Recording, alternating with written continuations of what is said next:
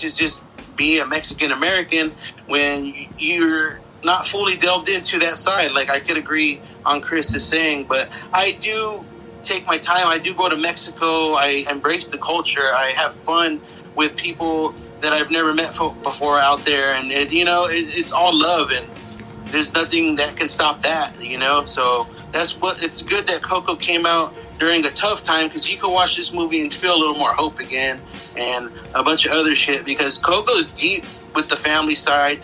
The family side is crazy. I mean, look in this movie, it's kind of a little more scandalous for like a Pixar movie, you know what I mean? Like, it gets pretty crazy.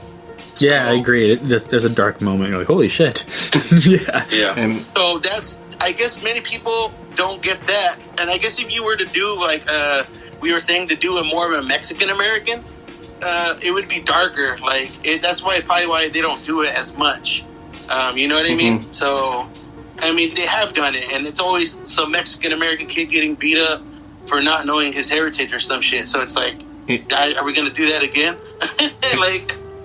It reminds me of a line that they say in Selena, and it's always it always resonates with me. Right? It's like when he's driving that van, he's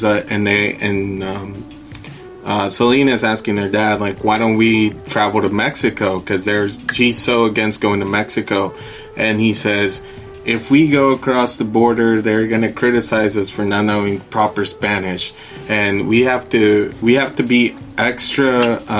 We have to be more American than the Americans and more Mexican than the Mexicans. It's exhausting. And it is true, because like even I always tell people all the time.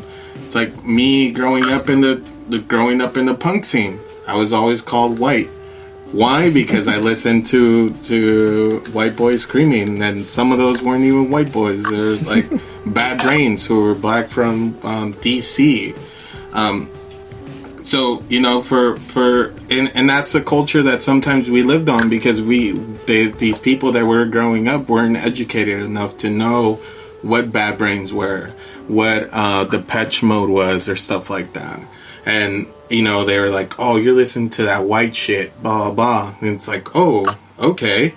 Well, Tom Tom Club is white as fuck, and you're still bumping it on your lowrider. Hey, the lead singer of Matchbox 20 did a song with Santana, motherfucker. Yeah. So, I mean, that's the whole thing that, when you grow up in a real crazy Mexican family, you realize that you have to be both. You have to be more American than the Americans and more Mexican than the Mexicans. And it is exhausting, because you have to know both cultures in some sense. And, especially now with today's political climate, you got to know everything and shit. Luckily, you have a computer in your hands. Yeah, and you can always, tweet your hate. Yeah. Am I right? Oh, yeah. Hashtag hate. No, I agree. Most of all, I like the ancestry part of the movie, dude. Like, because it goes through a whole line of talent, dude. Like, I don't know, like Miguel's family is a whole string line of talent, no pun. But, you never know, like, where down the lines of ancestry, and even if it was one or two generations, like, oh, your uncle did that. Sometimes my family don't even tell me, like, your uncles did this shit until, like, I'm, like, in my 30s already. Like, oh, your uncles did some cool shit.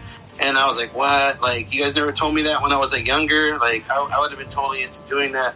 Like, it's a lot of forgotten knowledge in growing up as a Mexican.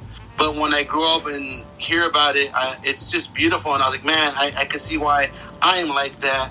Or, like, I have a certain style towards why they were like that. Like, I could see it, dude. The ancestral lineage is pretty dope. Totally agree with you. I do have some questions. It's an important part of the movie where they kind of, they go over, basically, that's why it's so important to remember where your family or where your roots come from, because if you don't pass along these stories of past, like grandparents, great-great-grandparents, whatever it may be, they're going to end up becoming forgotten, and those those traditions and things like that are gonna fade away with time if those aren't taught to, like say, like if they're not taught to Jordan or Logan when they're of age. Those types of traditions and things that I might like won't be passed on because I don't teach them. Yeah, I totally agree. I just had a conversation with somebody about like because there's a documentary recently that I was watching where they had discovered that in Tenochtitlan they actually had zoos in there, and they were exploring how like it was and they had like shopping centers and stuff like that, and it's just like pieces that like are lost in time because somebody didn't write them down or didn't do anything with it, you know. It's just something that's like you discover and stuff, and for a lot of people this was a discovery, like whoa, there's literally a day where you just celebrate the people that have passed on to another life, you know, and the fact that they teach you, don't forget about who your family is, you know. Yeah, it's a certain warm embrace for death. Like, it doesn't need to be so bad all the time. It does happen. Like, you know, I don't know. Like, I kind of see like life and death every day with my mom. So it's like, you know, she's doing good, but like it's just a teeter totter away just from something bad happening. You know, like dialysis might not go good. Something like that might happen. It's a warm embrace, and I feel comfortable with that. I will be sad, but you know, like it's a warm embrace. You can't really be too sad about it, especially like if you know. I already know my mom, so it's like I have that warm embrace. Like this is how she wants me to be if I'm still living and going. You know what I mean? Yeah. It's just, you know, it's definitely bright, dude. And there's nothing dark about it. Like that's why you have those memories too, to kind of, you know, remember the good stuff. Yeah, I totally agree. You were gonna say something? Oh, I'm not going after that. Just like not pointless. No. My question is more logic now. So 23andMe comes out, Ancestry.com. You've forgotten your ancestors. Now you found out you have them. Do they come back? Can they reappear down there? You know what I'm saying?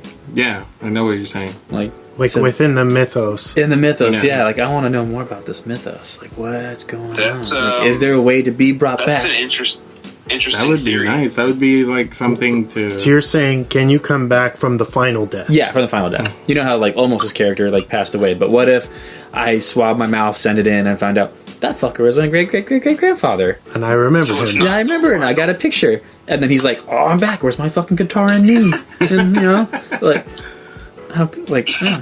little things like that. And like, how lucky is COCO to know that there is an afterlife? Yeah. I would fuck like crazy if I was him, though. Like, I have tons of kids so they all remember me. Yeah.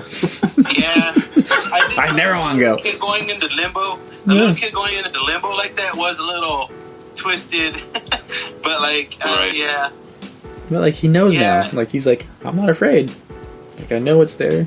Just, this kids better remember me. You think it's funny because like now, like a lot of people, I think that made a lot of people not afraid of what would happen to you.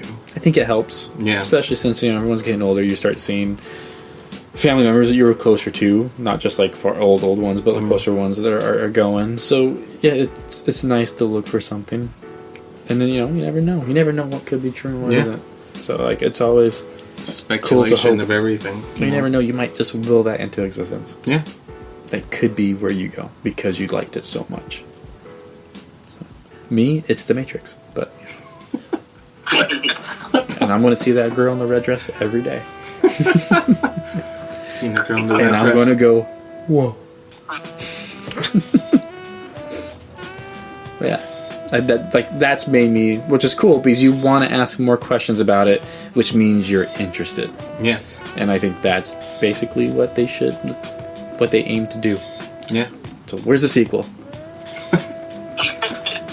Will we find out that his dad really murdered his sister? No. I like that. This is like Mexico's way of, like, I guess you could say Sovngarde. I know Sovngarde's more with warriors and shit, but this is more of like the family is way of like that. You know, it's just a beautiful place. There we go. But I guess the only way that we get there is through being remembered, which is kind of crazy. That'd be insane. Like, imagine people forgetting you. I think that's also a deep part of the movie as well.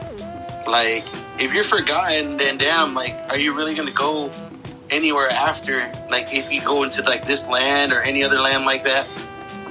Like, it's insane thoughts like that, dude. It makes me think about, like, maybe I need to have more imprint, but maybe I don't know. Like, it's just a crazy thought. Totally like, do I need to do more? Do I need to do less? Do I have to try harder? You know, like all kinds of other thoughts that can come with thinking about stuff like this. Let's ask the true white man here. The true suppressor. Wes, how did you feel about the movie? Thank you. So, I love the film.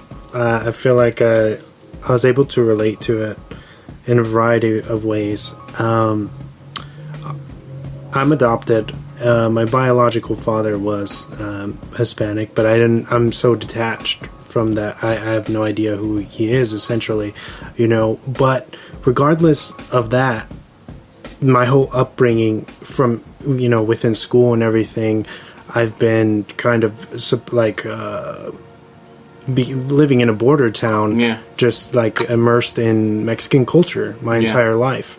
And I guess I'm just too dumb to to pick up Spanish the way that I should probably know it by now. So, I don't know. I love this film. Obviously, I'm a musician and a self-taught musician.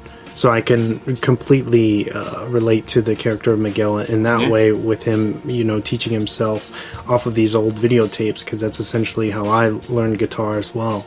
So I thought that was really interesting. I've only seen before I screened it for the podcast, I had seen this only once, and definitely, you know, it takes a while to build you up, and you think you're going to be okay and not cry in this Pixar movie, and then you just fucking you lose it. Just balling. Final song. Yeah, you fucking lose it, and I think this movie's beautiful. Of course, it's about death and embracing death and not taking life for granted. Yes. You know what I mean? And celebrating your friends, your family, everybody equally. And I think that's a beautiful thing, that they kind of made this culture universal in a sense, and bringing it into different households that probably wouldn't have been exposed to it had it not been for COCO.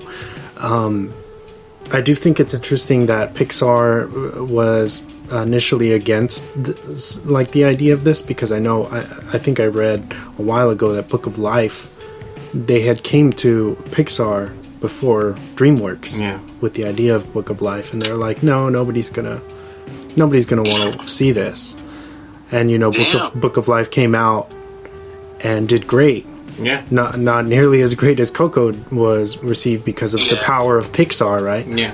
And then, of course, when Pixar saw that, I feel like they were like, yo, let's do something. And it just so happens that they pretty much came out on top, you know what I mean? In my opinion. I think they had the better storyline in general between the two. Yeah, it's kind of like Armageddon and Deep Impact. Dante's Peak and Volcano. One's always going to be better, and that's I think what distinguishes both of them. So one is a love story, and one is an actual story about a family. And yes, I mean, a lot of people do love the love story, and they're so cool. I mean, they throw so many nods at like. It has its fan base, of course. Yeah, not taken away from it. The love story uses it. The Book of Life uses it as a backdrop. Yeah. Where in COCO, it's a character. Kind of the way you can use a city or something.